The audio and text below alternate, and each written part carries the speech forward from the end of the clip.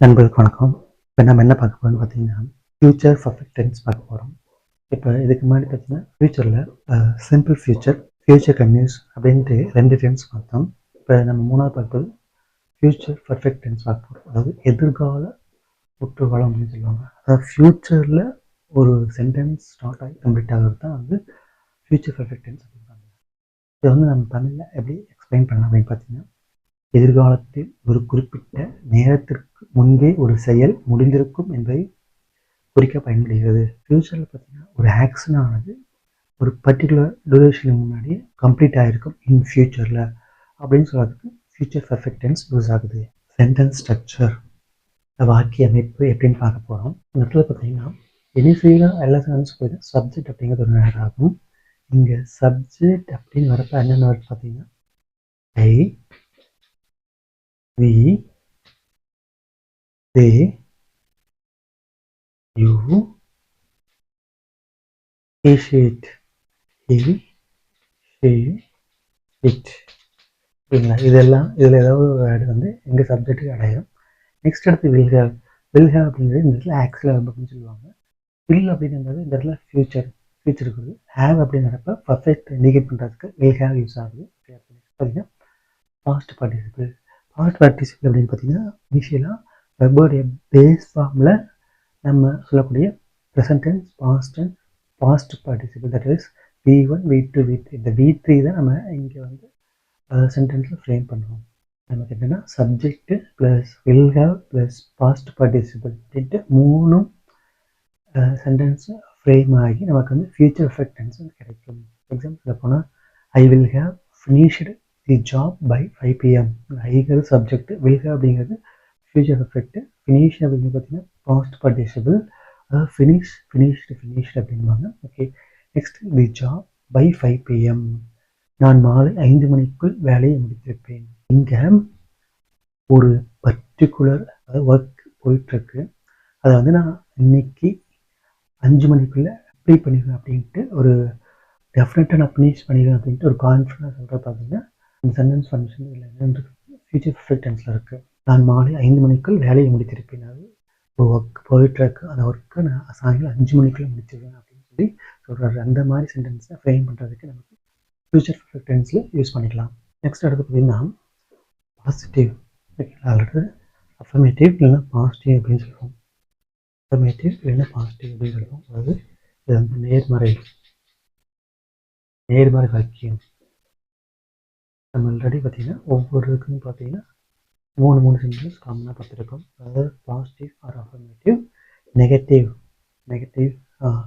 அதுக்கப்புறம் பார்த்தீங்கன்னா question or இன்ட்ரோகேட்டிவ்னு சொல்லிட்டு 3 எக்ஸாம்பிள்ஸ் பார்த்துட்ருக்கோம். இதில் ஃபஸ்ட்டு பார்த்தீங்கன்னா பாசிட்டிவ் ஃபார்மாக பார்த்தீங்கன்னா சப்ஜெக்ட்டு வில் ஹேவ் அதாவது வில் ஹேவ் அப்படிங்கிறப்ப நம்ம ஆக்சுவலாக இருப்பு, பாஸ்ட் பார்ட்டிசிபிள் அப்படிங்கிறது இது மெயின் வெர்புடைய V3 ஃபார்மேட்னு சொல்லலாம்.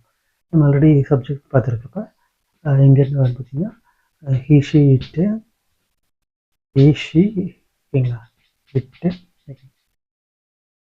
ஐ, வி, யூ, தே, இந்த சப்ஜெக்டில் ஏதோ ஒன்று வந்துடும்.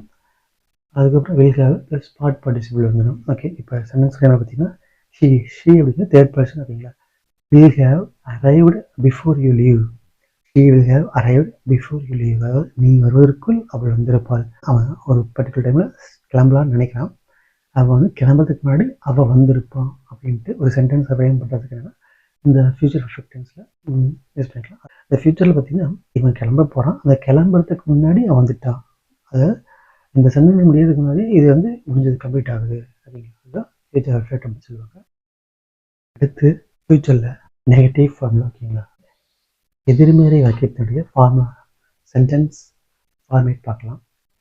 சப்ஜெக்ட்டு நம்ம ஆல்ரெடி சொன்ன மாதிரி பார்த்தீங்கன்னா இந்த வில் அப்படிங்கிறது ஃபியூச்சருக்கு வரும். நாட் அப்படிங்கிறப்ப நெகட்டிவ் அப்போ அங்கே வந்துட்டு அப்படி நாட் அப்படிங்கிறது ஆட் ஆகிடும். பர்ஃபெக்ட் அப்படிங்கிறப்ப ஹேவ் வந்து ஆட் ஆகிடும். ஓகே, அடுத்தது பாஸ்ட் பார்ட்டிசிபிள் V3. அதாவது சப்ஜெக்ட்டு வில் நாட், அதாவது மீன்ஸ் வில் நாட்டாக ஓன்ட் ஹேவ்னு சொல்லலாம். அதாவது என்ன ஓன்ட் ஓன்ட் அப்படின்னு நம்ம மென்ஷன் பண்ணலாம். இந்த வெளிநாட்டை ஓன்ட்னு சொல்லி ப்ளஸ் V3 ஃபார்ம். இதுக்கு எக்ஸாம்பிள் பார்த்தீங்கன்னா I won't have completed the project by Monday. I won't have completed the project by Monday. திங்கட்கிழமைக்குள் நான் திட்டத்தை முடித்திருக்க மாட்டேன். அதாவது ஒரு ப்ராஜெக்ட் வந்து போயிட்டு இருந்துச்சுங்களா, ஓகேங்களா, அந்த ப்ராஜெக்டை நான் மண்டேக்குள்ளே கம்ப்ளீட் பண்ண மாட்டேன், எப்படி இருந்தாலும் அது பெண்டிங் தான் ஆகும் அப்படிங்கிற ஒரு விஷயத்த சொல்ல வராது சென்டென்ஸை ஃப்ரேம் பண்ணி. இதில் பார்த்தீங்கன்னா அடுத்தது கொஸ்டின் ஃபார்முலா பார்க்கலாம்.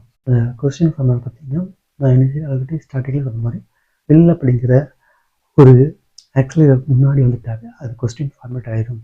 இப்போ will subject plus have plus V3 நம்ம சென்டென்ஸ் ஃப்ரேம் பண்ணால் இது வந்து கொஸ்டின் வாக்கியம், கேள்வி வாக்கியம் ஆகிடும்.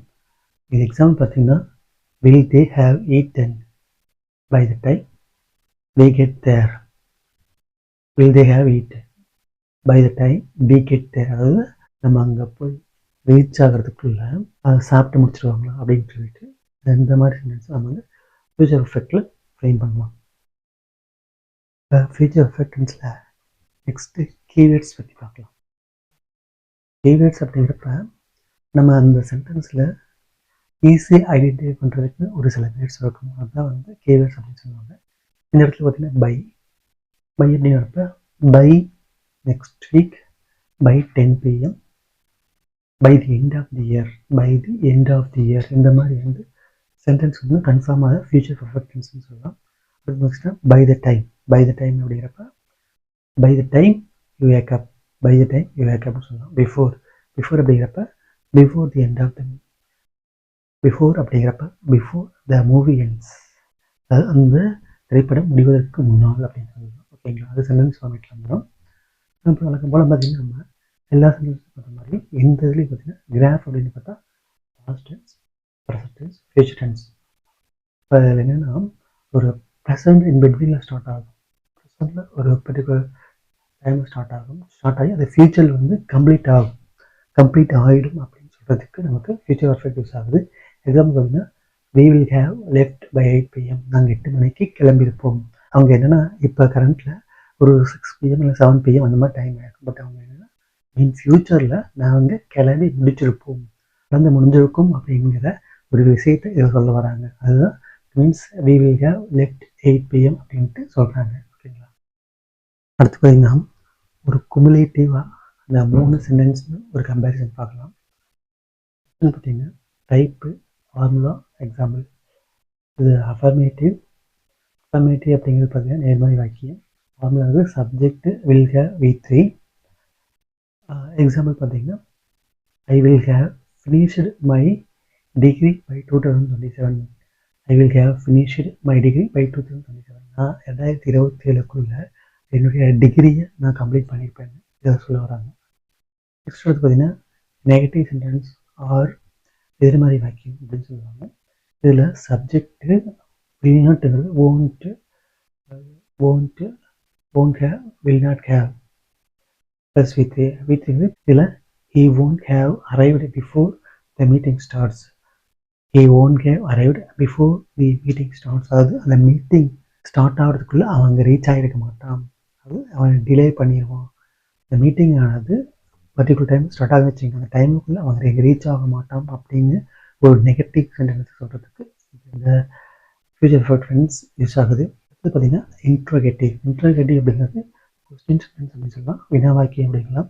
இதில் பார்த்தீங்கன்னா அப்படி சொன்ன மாதிரி வில் ஃபஸ்ட் வந்து இனிஷியலாக, will subject have V3 first participle சொல்லலாம். எக்ஸாம்பிள் பார்த்தீங்கன்னா will they have eaten by we get there, அதாவது நம்ம அங்கே போகிறதுக்குள்ளே அங்கே ரீச் ஆகிறதுக்குள்ளே அவங்க சாப்பிட்டு முடிச்சிருப்பாங்களா அப்படின்ட்டு ஒரு சென்டென்ஸ் ரைஸ் பண்ணுறாங்க. அதுக்கும் ஃபியூச்சர் பர்ஃபெக்ட் டென்ஸ் யூஸ் பண்ணுறாங்க. ஃபியூச்சர் கன்டினியூஸும் பார்த்தீங்கன்னா ஃபியூச்சர் பர்ஃபெக்ட்டும் பார்த்தீங்கன்னா ஒரே மாதிரி இருக்க மாதிரி தோணும். அதில் இந்த ஃபியூச்சர் கன்டினியூஸுக்கும் ஃபியூச்சர் பர்ஃபெக்ட்டுக்கும் என்ன வித்தியாசம் அப்படிங்கிறது நம்ம இதில் பார்க்கலாம். Focus on the action being in progress.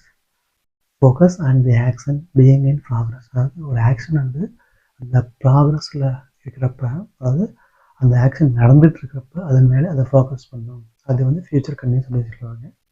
But இந்த ஃபியூச்சர் பர்ஃபெக்டில் பார்த்தீங்கன்னா focus on the action being completed, அந்த ஆக்ஷன் வந்து கம்ப்ளீட் ஆக போகிற நிலையில் அதை வந்து ஃபோக்கஸ் பண்ணணும், அதுதான் ஃபியூச்சர் பர்ஃபெக்ட் அப்படிங்கிறது. கன்டினியூஸ் அப்படிங்கிறது அது வந்து ப்ராசஸில் அப்போ அதை வந்து ஃபோக்கஸ் பண்ணணும். பட் இதில் பார்த்தீங்கன்னா உங்களுக்கு கம்ப்ளீட் ஆகிற ஸ்டேஜில் அதை ஃபோக்கஸ் பண்ணணும் ஃபியூச்சர் பர்ஃபெக்ட். எக்ஸாம்பிளுக்கு பார்த்தீங்கன்னா At 9 p.m. I will be watching the movie. At 9 p.m. I will be watching the movie. 9 மணிக்கு நான் படத்தை பார்த்துட்டு இருப்பேன் அப்படின்னு சொல்லுவாங்க. ஓகேங்களா? இது என்னென்னு பார்த்தீங்கன்னா, I am in the middle of it. ஓகேங்களா? நான் வந்து அதனுடைய மிடில் இருக்கேன். அந்த மிடில் ஆஃப் த சென்டென்ஸில் இருக்கேன், மிடில் ஆஃப் த ஆக்ஷனில் இருக்கேன். அதாவது வெர்பு பார்த்தீங்கன்னா அது கன்யூ ஆகிட்டு இருக்கிற ஒரு ஸ்டேட்மெண்ட்டை நம்ம சொல்கிறோம். இங்கே பார்த்தீங்கன்னா by 11 p.m. I will have watched the movie. By 11 p.m. I will have watched the movie. அதாவது 11 மணிக்கு நான் அந்த படத்தை பார்த்து முடிச்சிருப்பேன். அது கம்ப்ளீட்டான ஒரு சென்டென்ஸ் சொல்லுது. இதில் மூவி இஸ் ஃபினிஷ்டு. ஓகேங்களா? அதாவது மூவி வந்து அந்த இடத்துல கம்ப்ளீட் ஆகிடுது. பட் அந்த இடத்துல ப்ராசஸ் போயிட்டுருக்கும். இந்த இடத்துல இந்த ஆக்ஷன் ஆனது கம்ப்ளீட்டாக இருக்கும். புரியுதுங்களா தெளிவாக? கன்வின்ஸுக்கும் ஃபியூச்சர் பர்ஃபெக்ட்டுக்கும் பார்த்தீங்கன்னா இன்னும் அந்த ஃபியூச்சர் கன்டினியூஸ் சொல்கிறப்ப அந்த ப்ராசஸ் வந்து கன்டினியூ ஆகிட்டு இருக்கும். பட் அந்த ஃபியூச்சர் பர்ஃபெக்ட் அப்படிங்கிறது ஒரு சென்டென்ஸ் வந்து ஃபியூச்சரில் கம்ப்ளீட் ஆக போகிற ஒரு ஸ்டேஜில் இந்த சென்டென்ஸை ஃபியூச்சர் பர்ஃபெக்ட் வந்து நம்ம யூஸ் பண்ணலாம். நம்ம என்னென்னா ஃபியூச்சர் பர்ஃபெக்ட் டென்ஸ் வந்து ஒரு கிளியராக ஒரு ஓவர் கிளான்ஸ் பார்த்தோம். டெஃபினட்டாக உங்களுக்கு இந்த செஷன் போய் நினைக்கிறேன். ஃபியூச்சரில் பார்த்தீங்கன்னா இன்னும் ஒரே ஒரு டென்ஸ் மட்டும் இருக்குது, அது ஃபியூச்சரில் பார்க்கலாம். அதுக்கப்புறம் நீங்கள் சேனலை லைக் பண்ணுங்கள், சப்ஸ்கிரைப் பண்ணுங்கள், கமெண்ட் பண்ணுங்கள். அது எனக்கு இன்னும் ரொம்ப மோட்டிவேஷன் அமையும். தேங்க்யூ.